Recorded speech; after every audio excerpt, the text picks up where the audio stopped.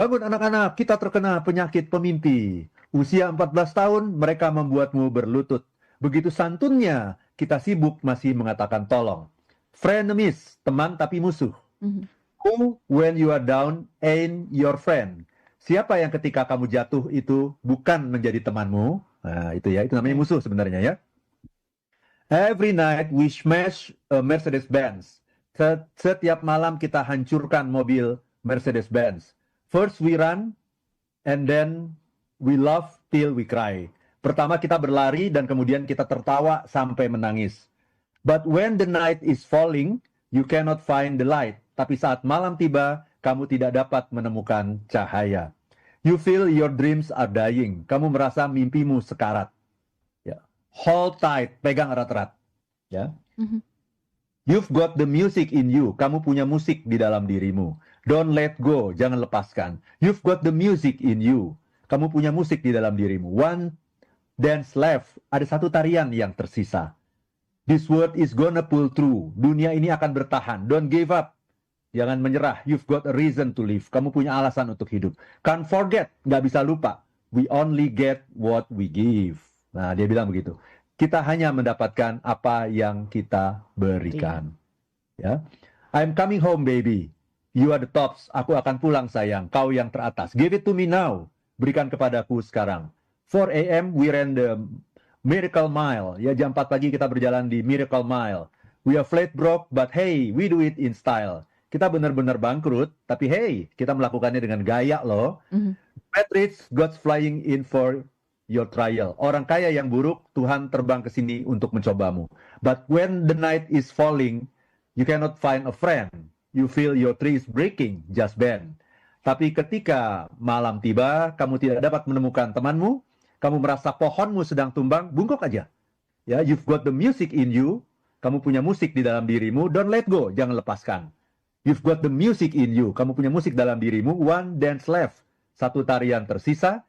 This world is gonna pull through. Dunia ini akan bertahan. Don't give up.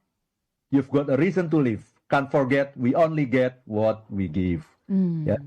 Jadi dunia ini akan bertahan. Jangan menyerah. Kamu punya alasan untuk hidup. Nggak bisa lupa. Kita hanya mendapatkan apa yang kita berikan. Jadi kehidupan ini berikan semuanya. Ya. Jangan tanggung-tanggung.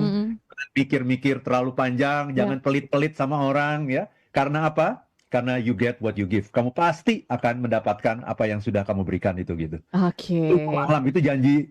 Itu kalau dalam agama itu janji Allah gitu. Nah, ini menarik ya. Nanti bagaimana kaitannya dengan kebahagiaan dan kita perdalam lagi teori pertukaran sosial ini. Jadi jangan kemana-mana, smart listeners. Kita break dulu. Tetaplah bersama kami dalam Smart.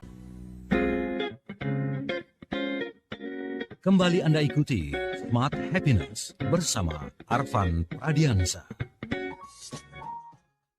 Dan small listeners, kembali kami hadir. Ada Audrey Juwana dan juga Pak Arfan Pradiansyah, motivator nasional Leadership and Happiness. Kita masih membahas topik yang menarik, teori pertukaran sosial. Tapi bicara teori Anda jangan takut dulu karena perbincangan kita nggak complicated gitu ya Pak Arfan ya. Tapi supaya small listeners percaya bahwa ternyata teori ini tidak se-complicated itu, kita masuk untuk membahas sebenarnya apa sih teori pertukaran sosial itu. Silakan Pak Arfan.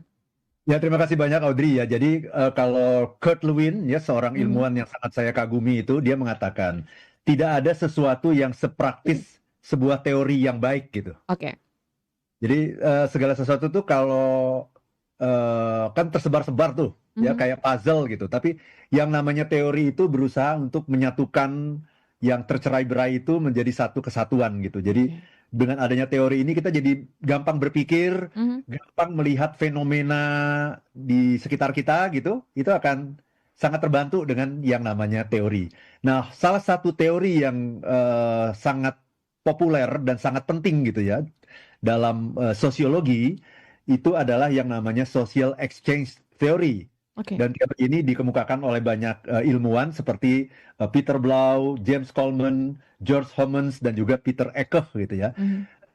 Kenapa teori ini sangat populer? Karena teori ini menjelaskan mengenai pergaulan kita, mengenai interaksi kita di dalam masyarakat, dalam pertemanan gitu ya. Nah, apa sih inti dari social exchange theory? Teori pertukaran sosial. Kira-kira kata kuncinya di mana tuh, Audrey? Teori pertukaran sosial. Di pertukaran sepertinya. Pertukaran, iya. Yes. Jadi dalam hidup ini kita selalu tukar-menukar gitu dengan Iya. orang lain.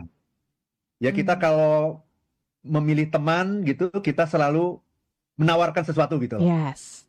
Ya, saya mau berteman sama Audrey nih gitu ya. Tapi Audrey mau nggak sama saya berteman gitu kan? Ya.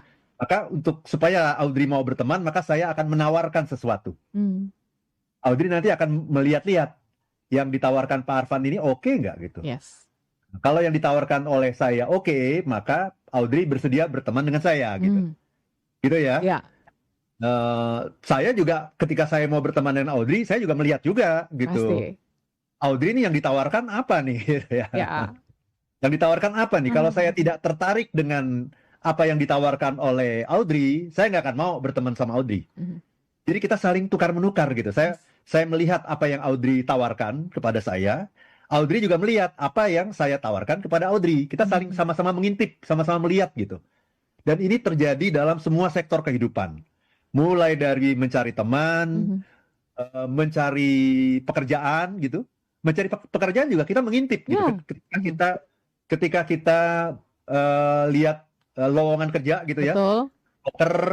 Kita mengintip nih apa yang ditawarkan kan? Yes. Apa yang ditawarkan oleh pekerjaan ini kepada saya? Ya, penghasilannya kurang lebih seperti apa? Apakah paketnya itu hanya gaji saja? Atau ada komisi di situ? Yes. Atau ada insentif di situ? Atau kalau misalnya saya berprestasi, maka penghasilan saya bisa tinggi. Tapi kalau saya tidak perform, maka penghasilan saya bisa sangat rendah gitu. Ya, saya dapat gaji bulanan nggak ini? Saya dapat cuti berapa hari dalam setahun? Itu semuanya kan tawaran yang diberikan oleh organisasi kan. Nah, kemudian kita menyatakan apa? Oh, dengan tawaran itu maka saya tertarik gitu untuk melamar pekerjaan di sana. Tapi pertanyaannya, apakah perusahaan yang tadi itu, yang menarik itu tadi, tertarik nggak sama kita? Yes. Caranya supaya perusahaan itu tertarik sama kita gimana? Pasti kita harus punya kompetensi yang relevan. Nah, ada tawaran lagi. Ya, oke. Kita harus kasih tawaran-tawaran. Betul. Kita harus kasih janji-janji kepada perusahaan itu. Iya kan? Iya. Saya Audrey Juwana gitu ya. Saya lulusan ilmu komunikasi. Wah, menarik nih gitu kan. Wah, menarik nih gitu. Dari universitas negeri lagi. Wah, ini menarik nih misalnya gitu ya.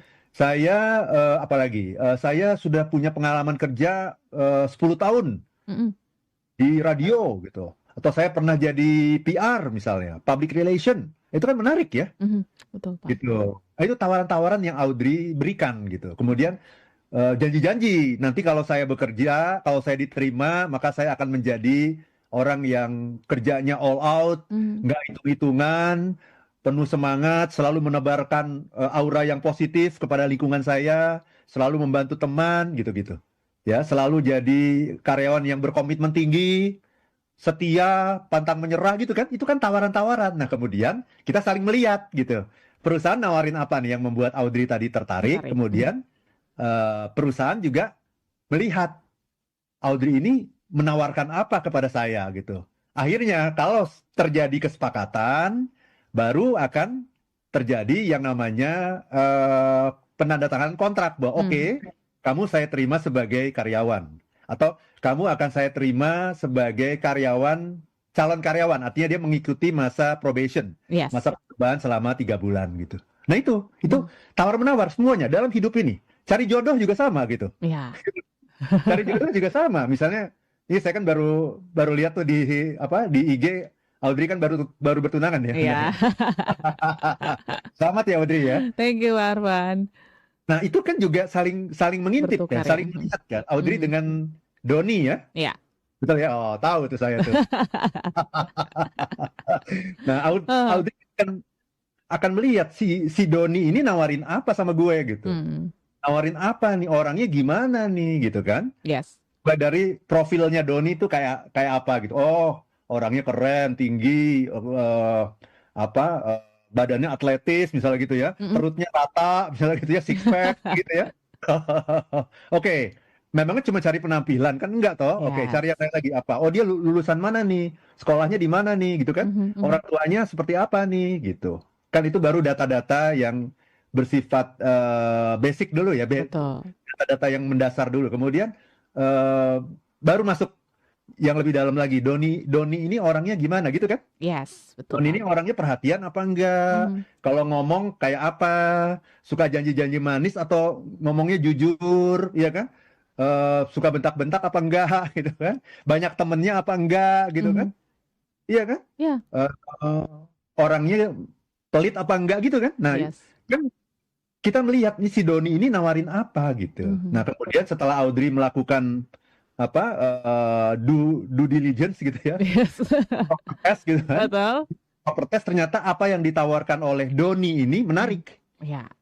Apa yang ditawarkan Doni ini menarik. Nah, kemudian maka Audrey menerima lamaran dari Doni, kan begitu kan? Yes. Nah, pertanyaannya juga adalah, memang Doni nggak melakukan hal yang sama, Audrey? Pasti sama dong. Iya. Jangan dipikir bahwa Betul. Doni nggak melakukan hal yang sama. Ya. Doni juga melakukan hal yang sama. Melihat apa? Melihat tawaran-tawaran yang diberikan oleh Audrey. Audrey ini menawarkan apa gitu? Audrey ini siapa? Dia lulusan mana? Orangnya kayak gimana? Secara penampilan seperti apa? Oh, Audrey ini orangnya menarik. Audrey ini orangnya keren. Oh, ternyata dia host di Smart FM. Wah, keren ini. Bukan hanya menarik, tapi juga cerdas, misalnya gitu kan? Oh, ini banyak berhubungan dengan motivator-motivator kelas nasional kan gitu. Ya. Banyak membawakan talkshow menarik, audiensnya banyak. Oke, coba kita cek Instagramnya deh si Audrey itu kayak apa gitu kan? Wah, followernya banyak gitu kan? Wah, udah centang biru lagi gitu kan? Wah, tambah menarik tuh. Ya. Tambah naik tuh nilai Audrey di mata Doni. Nah itu, jadi Doni juga nggak sembarangan juga gitu ya. Yes. Nah, Audrey nggak sembarangan, Doni nggak sembarangan, masing-masing saling mengintip apa yang ditawarkan oleh masing-masing. Okay. Nah, akhirnya setelah terjadi kesepakatan gitu, oh ya nih kayaknya nih Audrey ini worth it nih untuk saya perjuangkan nih. Audrey juga mengatakan hal yang sama, kayaknya Doni ini worth it untuk saya perjuangkan gitu. Nah, akhirnya apa? Akhirnya tercapai yang namanya kesepakatan yang dirumuskan dalam bentuk apa? Pertunangan, kan seperti itu. Dan setelah pertunangan pun jangan salah ya. Bukan semuanya selesai itu. Betul. Kita selalu mengintip lagi gitu. Ini nawarin apa lagi nih? Masih benar nggak? Tawarannya masih sama nggak dengan yang dulu? Iya kan? Nah, kemudian nanti kalau masih sama berarti sudah mendekati ke arah pernikahan. Nah, setelah pernikahan pun apakah itu selesai? Belum juga. Masih mengintip lagi. Yes. Karena selalu ada pintu untuk berpisah begitu. Jadi intip lagi, ini apakah tawaran yang diberikan oleh pasangan saya masih seperti yang saya inginkan, atau jangan-jangan tawarannya udah semakin menurun makin lama, sehingga kepercayaan akhirnya semakin berkurang, semakin menipis gitu. Nah, itulah Audrey yang terjadi di dunia ini, Audrey. Semua sektor kehidupan tadi, cari pekerjaan, cari jodoh, cari teman juga sama. Bukan hanya cari jodoh, cari teman juga kita ngintip. Dia nawarin apa? Wah, ini orangnya kayak begini, orangnya tukang bohong, orangnya pengeretan, gitu ya. Orangnya nggak bisa dipercaya, orangnya suka memfitnah, ya, orangnya suka ngomongin saya di belakang yang enggak, suka menusuk dari belakang. Wah, saya nggak mau gitu. Dia tidak menawarkan apa yang saya inginkan, tapi wah ini orangnya ini sangat helpful, sangat membantu, suka nraktir. Nah, penting nih orang kayak gini nih, penting nih. Dia menawarkan sesuatu yang sangat menarik bagi saya, maka saya mau jadi teman dia, mau jadi sahabat dia, kan seperti itu gitu. Nah, karena itu hukum yang terjadi di dunia, maka sebetulnya Tuhan mengendalikan dunia ini melalui hukum pertukaran sosial ini gitu.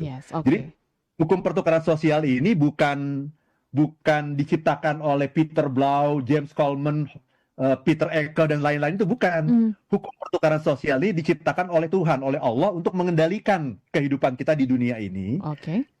Tapi kemudian oleh orang-orang ini dirumuskan menjadi sebuah teori yang namanya teori pertukaran sosial. Nah, dengan adanya rumus yang diciptakan oleh Tuhan ini, maka Tuhan menjamin bahwa kita akan selalu mendapatkan sesuatu yang setara dengan diri kita. Oke, kita tahan dulu sampai situ, Pak Arfan. Ya, nanti kita harus break dulu nih ya. Tuhan menjamin kita mendapatkan apa yang mungkin sesuai yang kita berikan gitu ya. Nanti kita akan perdalam lagi dengan statement Pak Arfan ini, dan untuk Anda yang ingin sharing juga kami buka di 0812 11 12 959 atau di YouTube channel Radio Smart FM. Kita jeda sesaat.